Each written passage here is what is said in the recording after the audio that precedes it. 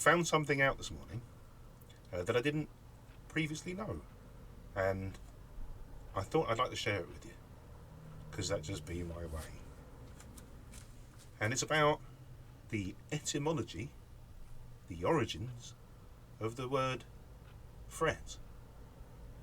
Not only that, I think there might be a correlation between the word fret and the word frail, as in frailing a banjo. The definition that I found out, more or less, on the web, that the noun fret is a thin strip of material, usually metal wire, inserted at specific positions laterally along the neck of a stringed instrument. And then it also went on to say, on some historical instruments and non-European ones, frets are made of pieces of string tied around the neck. And that's quite interesting, because that's how it was originally. It's only once we divided up the scale into 12 even semitones that we kind of did away with the idea of tempering your instrument to the key you were playing in. If you divvy up the octave like that, actually I think effectively what you're doing is playing a little bit out of tune in every key. Certainly on a guitar. It's one of the reasons why a guitar, or maybe any fretted instrument, is so frustrating to tune. You're slightly out in the key that you're playing in if you're playing in such measured intervals. And in days of old, by tying a bit of string around the neck, you created a fret, and you were able to adjust it to temper it to the key you were in. Anyhow, back to the etymology. They think that the term came from the Old English verb fretten, to devour, feed upon, which in itself was apparently from the Proto-Germanic compound fra, meaning completely, and etten, to eat. So completely eaten up, devoured. By 1200 or so, it was in figurative use, in an emotional sense, to worry or consume someone's heart or mind, to be consumed by worry. And if you are consumed by worry, it's a thing you're kind of bound to. You can't really think or do anything else.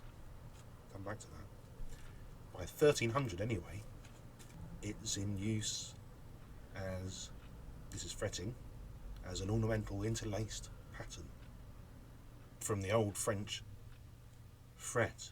And this is the sort of trellis work or fret work that used to be done, probably originating from the Frankish fetter or Old English fetter, and a fetter or shackle. There's the notion of things being bound together now. Okay, you see that? A neck being bound by the string, things being bound together. By the early 1300s, it was used in Middle English fret as a tie or a lace, and as the verb fretten, to bind or fasten, by the mid-14th century. And going back to that trellis work, or that fret work, you are binding bits of wood together to create the boundaries for the spaces, and frets are a bit like that. The frets are defining the gaps between, as in the lattice work or the trellis work, and the idea of it being a lace and lace work, very similar.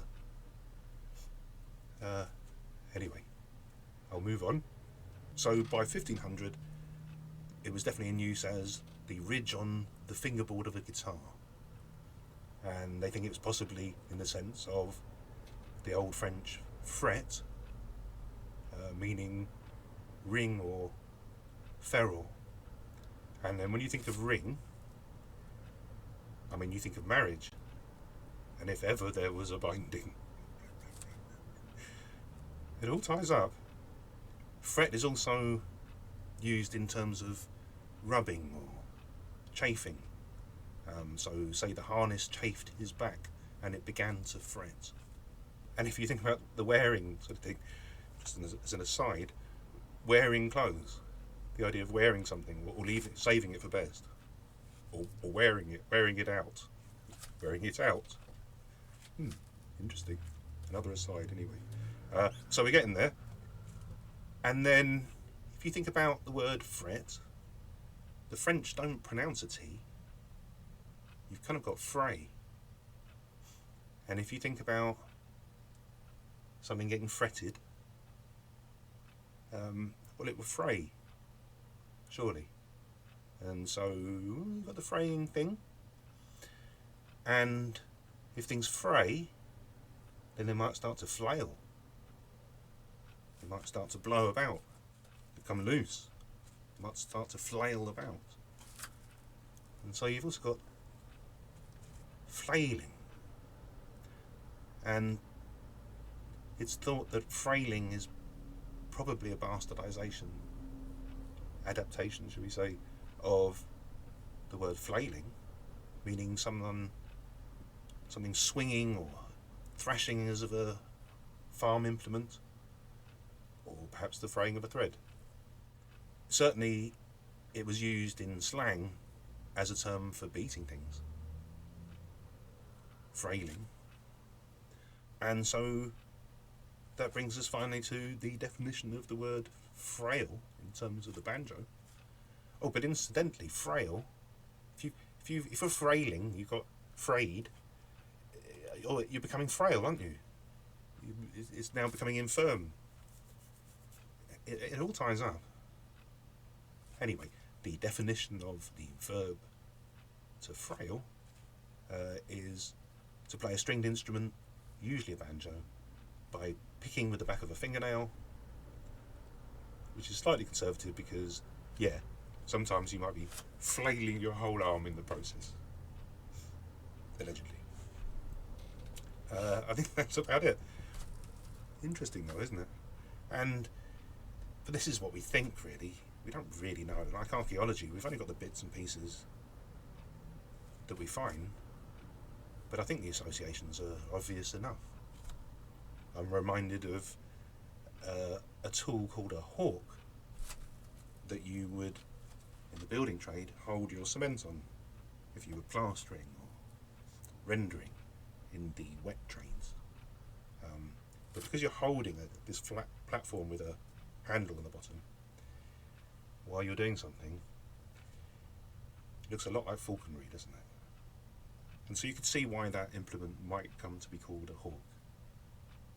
I don't know if that's the case, but a friend of mine who wasn't in the building trade immediately made that association in a way that I never had. And also humour. I mean, that's humorous. And humour doesn't really pass down in archaeology. It's not really recorded in the same way. And humans, it's a trait. It's very human to laugh and to be amused, and to call things by funny terms. And so if frailing was an adaptation of flailing, that's humorous. That's what it would look like if you were getting a little bit carried away with it. And therefore, I think the rest speaks for itself. I'm going to go with that anyway. And I'm going to leave it there before I ramble on any more. Thank you for your time. So this is my second test. I'm trying to use the webcam. I might be able to focus that a little bit better. Can I focus that a little bit better?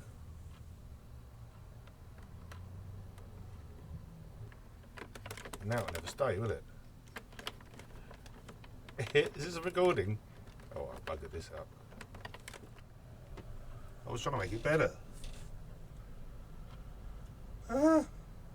Is that better? Am I more in focus? Do I appear more photogenic? Which is my good side? Is there a good side?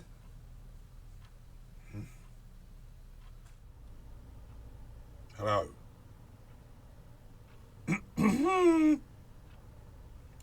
This is a recording.